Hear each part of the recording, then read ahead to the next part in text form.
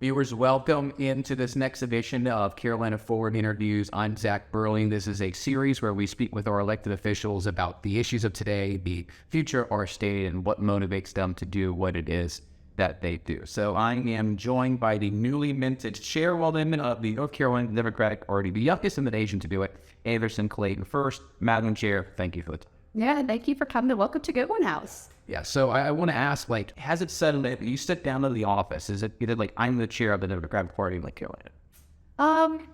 No, not really. And I know people are like, when's that going to happen, Anderson? But I think, I had a really amazing opportunity, but it's also been so vast and so fast paced, and just the aspect of really being able to catch your breath. I don't feel like I've had the chance to do yet. And so I'm looking forward to building out that intentional time to sit down and be like, you're here, then you have this amazing opportunity now to speak on that with things that you've always wanted to. So how do you really do that in a way that inspires people? Yeah.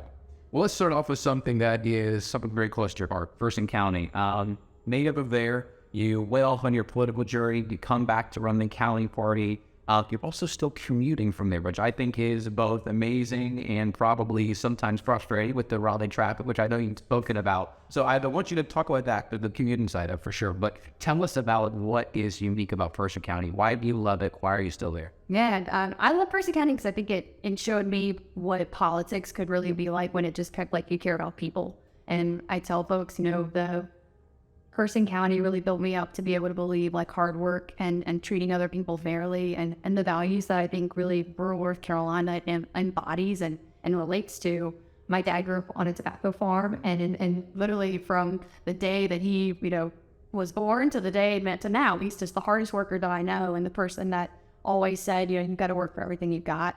My grandma, it used to be, she died 4 years ago, but she worked as a waitress at Homestead Steakhouse in Person County until she was 78 years old. The work ethic that comes out of rural North Carolina, particularly Person County, it's just something to be really proud of.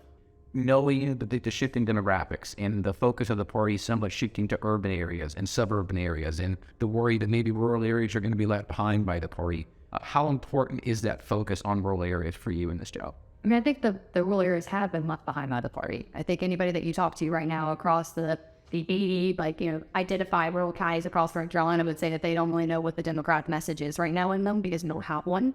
And I think that our job is to be able to say, we see a future for your communities going forward. There's an economic opportunity here, and we need to show you what that looks like and hopefully build that with you. And I just think there's so much possibility and opportunity, but I also think that folks haven't really felt the Democratic presence in such a long time.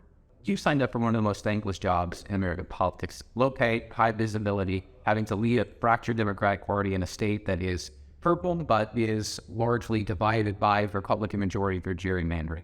What on earth would motivate you to want to put yourself in that situation? Yeah, I care a lot about people, and I think that this party has an obligation to hear everybody on the ground and be able to actually develop and cultivate a message that comes from the districts of the people within North Carolina. And I think that our party for a long time has been really top-down centric, and we need to develop our grassroots energy again to make sure that we are organizing across 100 counties in North Carolina and then actually see people and voters as an opportunity rather than a problem, to be honest. You've got this question a lot. I'm probably the first person younger than you to ask it to you, but your victory for the Democratic Party chair has really made waves all across the nation. At 25, you have been running this campaign since you were 24, actually, against this North Carolina establishment, really, and you won. In a world of, wait your turn, why did you think that you could make this run and win? I did.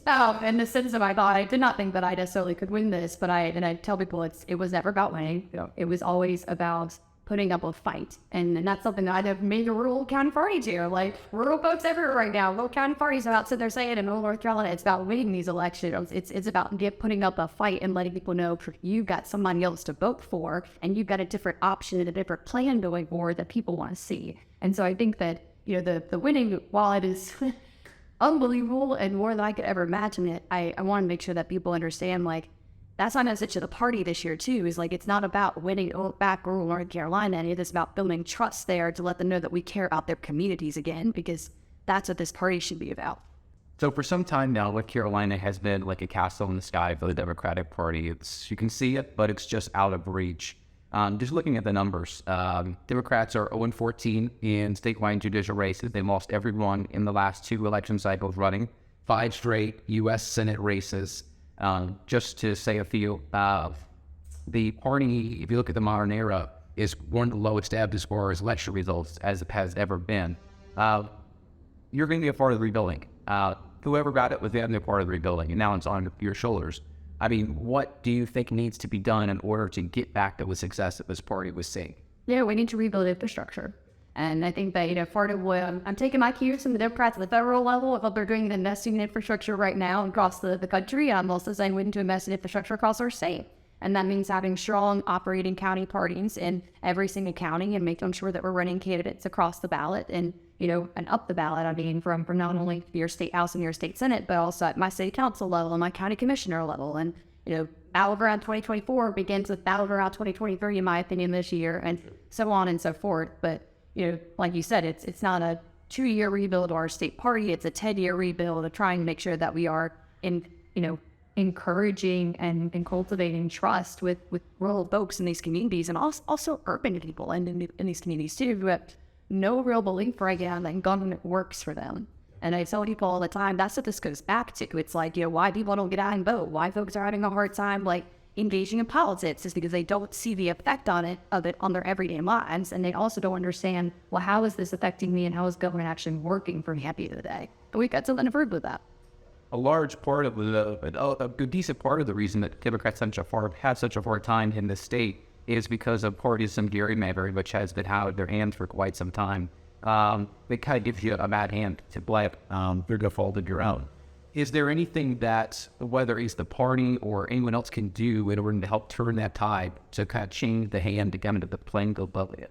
Win elections. I think we're going to have to really go through and be able to have a plan to take back our state legislature in 2030, right, and give us a seat at the table for redistricting those maps. Because unfortunately, like you said, partisan and racial gerrymandering has made it really hard for Democrats in the state to get elected. And also, we've got a citizen legislature right now that doesn't encourage working people to run for office, and that's at the hands of Republicans who don't want to see working people in positions of power in this state, because they know that the Democratic Party, that's who comprises us right now. We are your teachers, your service workers, your nurses, the people that are on the front lines in this last cycle, and in every case scenario for the pandemic with COVID, and also we're going through with our teacher shortage right now.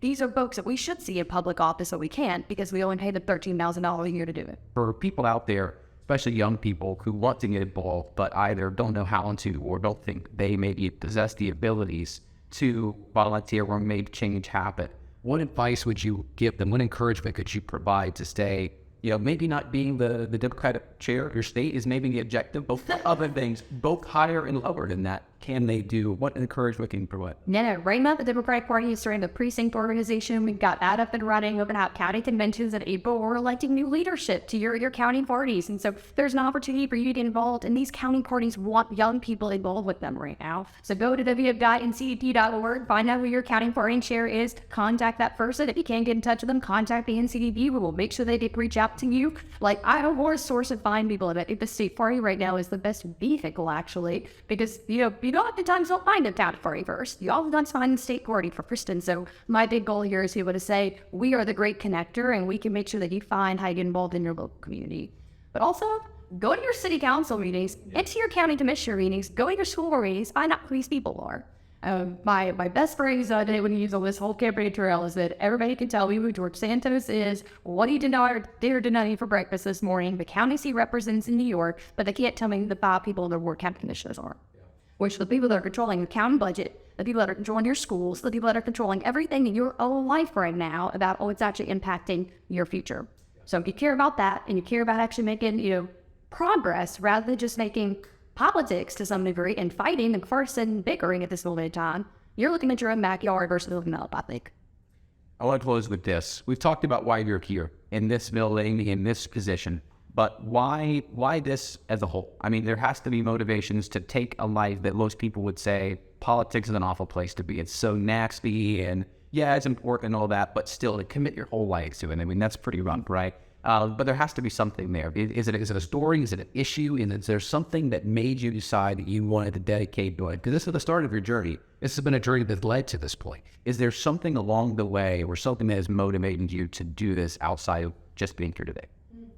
I need to go back. So rural, like just in general, that is my issue. That is my passion. Anybody that talks to me knows that's where I start first. But rural issues are everybody's issues. And that's kind of the place that I come at that from. But when I was in college, I came in college in 2015 when we were going into the 2016 elections, and we had a Republican governor, good old Pat McCrory.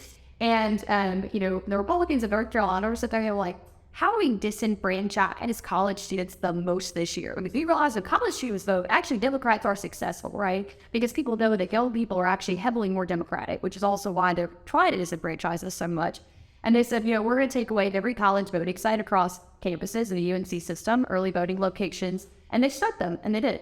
And in Watauga County, the Watauga County Democratic Party decided that that was not going to happen. They were going to take the money they raised from their plant sale, and they were going to sue the State Board of Elections, and they were the ones to keep that voting site on campus, and they won.